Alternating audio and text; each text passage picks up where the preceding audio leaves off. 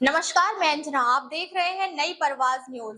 विदर्भ की बुलंद आवाज, सच, संविधान और समाज के संकल्प के साथ हम लेकर आते हैं आपके लिए हर वह खबर जो आपके जीवन, आपके अधिकारों और आपके क्षेत्र से जुड़ी है।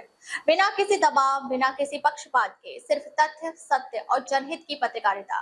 तो आइए अब रुख करते हैं इस वक्त की बड़ी और अहम खबरों की ओर। घटिया बीजों के लिए कंपनियां जिम्मेदार, सख्त कार्यवाही के निर्देश, जिलाधिकारी विकास मीणा का आदेश।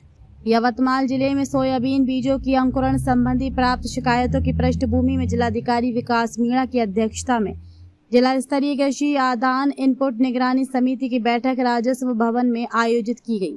बैठक में किसानों की शिकायतों को गंभीरता से लेते हुए जिन बीज कंपनियों के विरुद्ध अंकुरण संबंधी शिकायतें प्राप्त हुई हैं, उन्हें जिम्मेदार ठहराते हुए सभी शिकायतों का समयबद्ध निपटारा करने के सख्त निर्देश जिलाधिकारी ने दिए।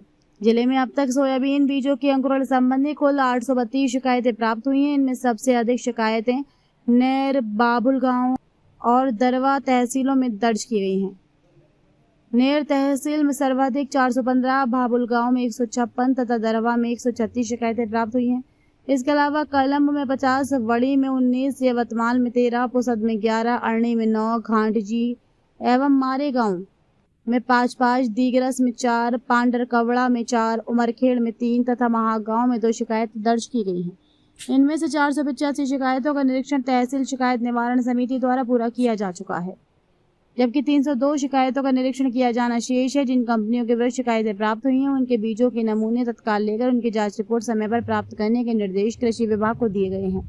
यदि जांच में नमूने अमानक अप्रमाणित पाए जाते हैं तो संबंधित कंपनियों के विरुद्ध न्यायालय में प्रकरण दर्ज करने के निर्देश भी जिलाधिकारी विकास मीणा ने दिए हैं। जिले में कृषि आदानों की गुणवत्ता पर नियंत्रण रखने के लिए प्रशासन लगातार कार्रवाई कर रहा है। 4 जुलाई 2026 तक जिले में 4090 कृषि आदान केंद्रों का निरीक्षण किया गया है।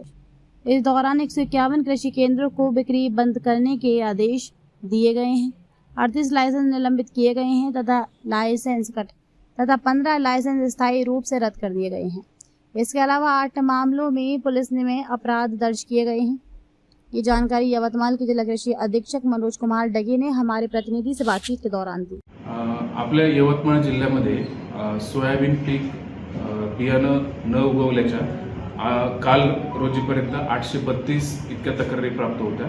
त्याच्यापैकी तालुका तक्रार निवारण समितीने 485 तक्रारींची पडताळणी केलेली आहे आणि उर्वरित ज्या तक्रारी आहेत त्या तक्रारींची पाहणी ती सुरू आहे। याच्यामध्ये विशेष करून ज्या कंपन्यांविरुद्ध ह्या तक्रारी आहेत त्यामध्ये प्रामुख्यानं बूस्टर सीड्स, व्हिगर सीड्स, रवी सीड्स, ॲशियन सीड्स, ऑस्कर सीड्स आणि बाफना सीड्स ह्या प्रामुख्यानं कंपन्या आहेत। ज्याही शेतकऱ्यांच्या बाबतीत अशा उगवणीच्या बाबतीत काही तक्रारी असतील तर त्या शेतकऱ्यांना आव्हान आहे की त्यांनी तालुका तक्रार निवारण समिती जी आहे किंवा तालुका कृषी अधिकारी यांच्या कार्यालयामध्ये आपला अर्ज, आपलं खरेदीचं बिल हे देऊन त्या ठिकाणी तक्रार नोंदवावी।